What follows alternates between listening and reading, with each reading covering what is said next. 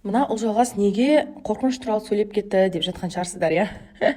Просто көп адамдар жазады да маған, шар бизнесін бастағым келеді, бірақ қорқам, клиент қаяқтан табам, күйеуім рұқсат бермейді, или болмасам ата-енемен тұрам, қандай машинам жоқ, жаяу таксимен қиналмаймын ба, мен қолымнан келеді ма, мен үйде отырған анамын, или болмаса мен мектепте істеймін, қосымша табыс көзі ретінде алып жүргім келеді деген сияқты көптеген запростар түседі да маған.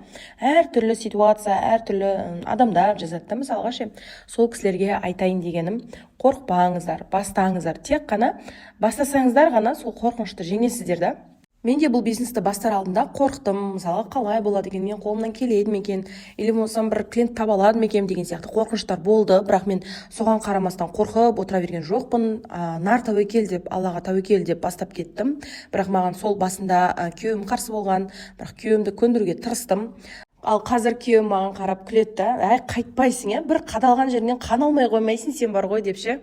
Так что сіздер де қыздар, егер мақсаттарыңыз болса, армандарыңыз болса, сол арманыңызға қарай, жылжуларыңызға, алдыңыздан шыққан әрбір кедергіге мән бере бермей, алға қарай ұмтылыңыздар деп айтар едім. Бір істі бастадыңыз ба, сол жерден нәтиже шығармай қоймау керек қой.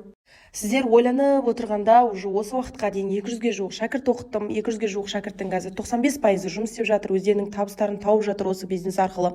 Қазір осы видеоның өзінде 3 шәкіртімді оқытып жатырмын, көрсетіп жатырмын, барлық техникаларын офлайн. Инстаграмда курс жайлы айтпағанмен, курсқа қазір шәкірттер қабылдап жатырмын, онлайн, офлайн келіп, менен білім алып, осы шар бизнесімен айналысып, айына кемі 300 мың теңге табыс таба аласыздар. Курсқа жеңілдікпен тіркелудің соңғы күндері осы айдың соңына дейін қабылдаймын. Келесі айдан бастап уже бағасы өседі, себебі жаңа сабақтар қосылады.